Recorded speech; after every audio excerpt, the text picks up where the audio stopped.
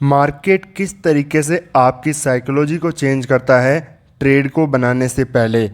अगर मार्केट को down side के अंदर जाना है तो मार्केट कौन कौन सी कंडीशंस क्रिएट करता है, कौन कौन सी सिचुएशंस बनाता है, जिससे एक रिटेलर का जो माइंडसेट है, जो उसने पहले से साइकोलॉजी क्रिएट करके रखी है माइंड के अंदर, मार्केट पहले उसको चेंज करता है और फिर मार्केट जो है एक अच्छा खासा मोमेंटम, अगर डाउन साइड जाना है तो डाउन साइड करेगा, अगर अप साइड जाना है तो अप साइड की तरफ मार्केट मोमेंटम करेगा। बट पहले मार्केट रिटेलर की साइकोलॉजी को चेंज करता है।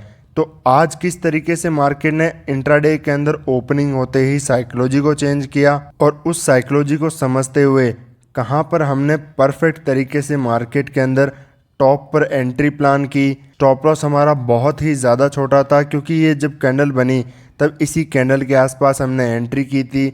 आपको मैं डिटेल के अंदर ऑर्डर बुक भी यहाँ पर दिखाऊंगा, शो करेंगे। बट अगर आपको ट्रेड के पीछे की साइकोलॉजी को अगर समझना है, उसको डिटेल में जानना है कि क्या रीज़न था, लॉजिक क्या था, तभी आपको ऐसी ट्रेड मार्केट के अंदर समझ में आएगी, तभी आप भी इस तरह की ट्रेड मार्केट में प्लान कर पाओगे। और कहाँ पर जाकर के हमने मार्केट में अपनी ट्रेड को प्रॉपर तरीके से एग्जिट किया, अपना पीएनएल भी डिटेल के अंदर देखेंगे। बट सबसे पहले हम एक रिटेलर के माइंडसेट की साइकोलॉजी की बात करेंगे कि उनका इमोशन, साइकोलॉजी किस तरीके से मार्केट पहले चेंज करता है, फिर मार्केट मोमेंटम करता है।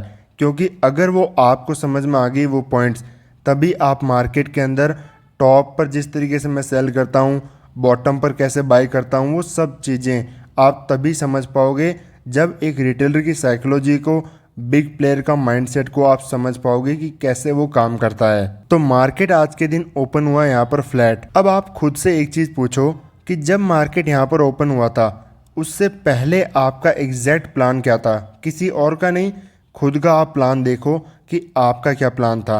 101% चांसेस यही है कि मार्केट में सेलिंग का आपका प्लान होगा, सबका यही है। तो क्या मार्केट मेकर्स, बिग प्लेयर ये जानता नहीं है कि यहाँ पर आप सेल करने का प्लान करोगे, मार्केट यहाँ पर ओपन हुआ है? बिल्कुल वो जानता है। उसके पास में हर एक डेटा पॉइंट है कि कहाँ कहाँ पर रिटेलर पोजीशन बनाएंगे, मार्केट कोई ब्रेकडाउन करेगा तो वहाँ पर सेल करेंगे। हर तरह की पोजीशंस उसके पास में क्लियर होता है कि मार्केट कहाँ पर रिटेलर की पोजीशन बनाएगा। तो जब रिटेलर की साइकोलॉजी क्लियर है कि वो मार्केट में सेलिंग करना चाहता है, चाहे मार्केट कहीं पर भी आए, और मार्केट को नीचे ही जाना है, तो मार्केट मेकर, बिग प्लेयर क्या करेगा? जैसे मार्केट ने पहली कैंडल को बनाया, इतनी स्ट्रॉन्ग जब कैंडल बनी, और बैंक निफ्टी में तो ये कैंडल इतनी ज़्यादा बड़ी बनी, तब सब देख करके इस कैंडल को डर जाते हैं।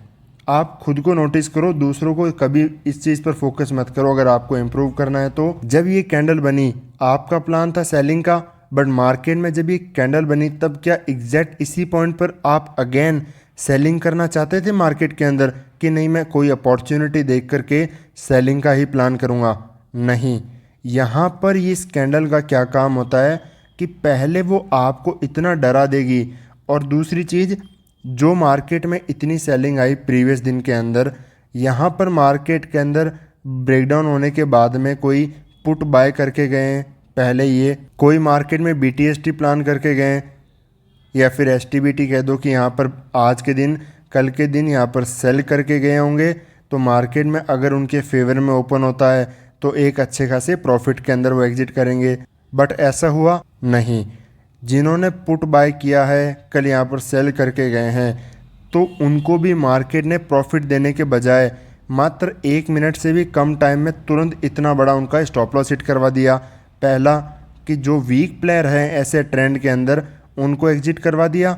दूसरा काम, जो यहाँ पर सेल करना चाहते हैं, जिनकी साइकोलॉजी है कि इंट्राडे में फ्रेश पोजीशन वो क्रिएट करना चाहते हैं सेलिंग साइड में, उनकी साइकोलॉजी सेलिंग से चेंज करके बाइंग साइड में शिफ्ट कर दी। इस कैंडल को देख करके हर कोई यहाँ पर बाय करेगा, सबकी साइकोलॉजी ये हो जाएगी कि यहाँ पर बाय करो, या तो वो बाय करेगा, या फिर जो सेल करना चाहते थे वो इतना ज़्यादा डर जाएंगे कि इस कैंडल को देख करके वो सेलिंग का थॉट ख़त्म हो जाएगा। चाहे वो बाइंग की पोजीशन ना क्रिएट करें, बट वो सेलिंग भी नहीं करेंगे। इन्हीं 2 कंडीशंस मार्केट के अंदर अप्लाई होगी।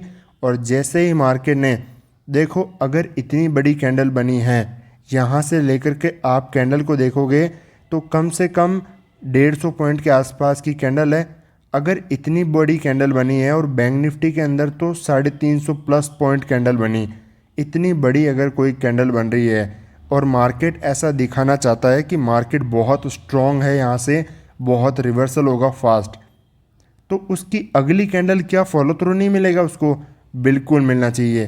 क्या किया मार्केट ने? नहीं, मार्केट यहाँ से अपसाइड जाने के बजाय तुरंत वीकनेस दिखाया और उसी पॉइंट के बेसिस पर हमने यहाँ पर एग्जैक्ट जब ये कैंडल बनी यहाँ पर एंट्री पॉइंट प्लान किया यहाँ पर, और मार्केट में हमारा स्टॉप लॉस बहुत ही ज़्यादा आज के दिन छोटा था, तो यहाँ पर हमारा एंट्री पॉइंट था, यहाँ पर इतना स्मॉल एक स्टॉप लॉस हमारा रखा हमने मार्केट के अंदर। और इवन अगर ये स्टॉप लॉस हिट भी होता तो भी मैं वापस री एंट्री प्लान करता, क्योंकि मुझे यहाँ पर अगर आपको किसी ट्रेड में बहुत ज़्यादा कॉन्फिडेंस है, आपका व्यू क्लियर है कि मार्केट अब इस तरीके से नहीं जाएगा, जैसे मैंने आपको एडवांस चार्ट ट्रेडिंग के अंदर समझा रखा है कि मार्केट रिवर्सल होगा अगर सेलिंग से, तो कौन कौन सी कंडीशंस बना करके होता है, कौन सी सिचुएशन पहले मार्केट क्रिएट करेगा, फिर मार्केट रिवर्सल का आपको साइन देगा। तो जब तक वो आपको पता नहीं होगी, आप कभी भी मार्केट कोई भी सिचुएशन क्रिएट करेगा और आपका माइंड आपकी साइकोलॉजी को पूरा चेंज कर देगा। आप सेलिंग करना चाहते थे, या तो आपको डरा देगा या फिर आपको बाइंग के अंदर शिफ्ट कर देगा। तो वो एडवांस चार्ट ट्रेडिंग के पॉइंट आपको हमेशा डिटेल में पता होनी चाहिए, और इसी के बेसिस पर यहाँ पर जैसे हमने सेल किया, मार्केट आराम से अच्छा खासा नीचे आया, समवेयर अराउंड जब नीचे की तरफ आया सपोर्ट लेवल्स के पास में, तब यहाँ पर मैंने अपनी ट्रेड को प्रॉपर तरीके से एग्जिट किया। रिस्क टू रिवॉर्ड देखा जाए तो हमारा आज का रिस्क टू रिवॉर्ड 1:4 के आसपास है।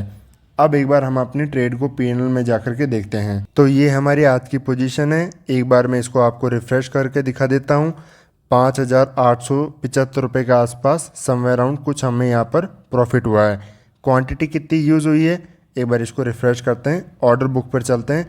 क्वांटिटी यहाँ पर आप देख सकते हो, सिर्फ 100 क्वांटिटी यहाँ पर मैंने सेल किया है। सिर्फ 100 क्वांटिटी के अंदर यहाँ पर अच्छा खासा अराउंड 60 पॉइंट यहाँ पर हमने कैप्चर किए मॉर्निंग ट्रेड के अंदर। ट्रेड के अंदर सबसे इम्पॉर्टेंट होता है आपका रिस्क टू रिवॉर्ड। आप कोई ट्रेड प्लान करते हो, आपके फेवर में चलने लगता है, 20 पॉइंट 30 पॉइंट दिखाता, यहाँ पर मुझे भी 2,000-3,000 रुपये दिखा रहा है सपोज़, और मैं उसको देख करके एग्ज़िट कर दूँ, ये बहुत गलत सीन होगा।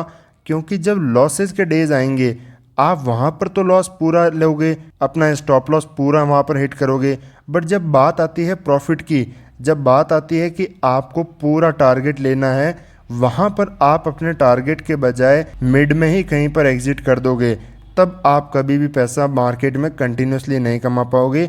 आपको टारगेट का पूरा वेट करना ही चाहिए मार्केट के अंदर, या फिर आपका डिज़ायरेबल जो टारगेट होता है कि 100 क्वांटिटी पर आपको जैसे 5,000 चाहिए या फिर 6,000 8,000, जो भी आपको रिक्वायरमेंट हो, जो भी आपको सही लगता हो, उस पर एग्जिट करना चाहिए। उससे पहले कभी प्लान नहीं करना चाहिए आपका एग्जिट का। चार्ट पे जाकर अब एक बार हम कुछ और प्राइस के डिटेल पॉइंट मैं आपको समझाता हूँ। अब एक पॉइंट बहुत इंपॉर्टेंट साइकोलॉजी पॉइंट आप ये भी समझो कि जब सबकी साइकोलॉजी या तो सेलिंग में नहीं होकर के बाइंग में हो गई, या फिर सेलिंग से मार्केट में डरने लगे, तब मार्केट में फिर अगेन क्या साइकोलॉजी क्रिएट होती है।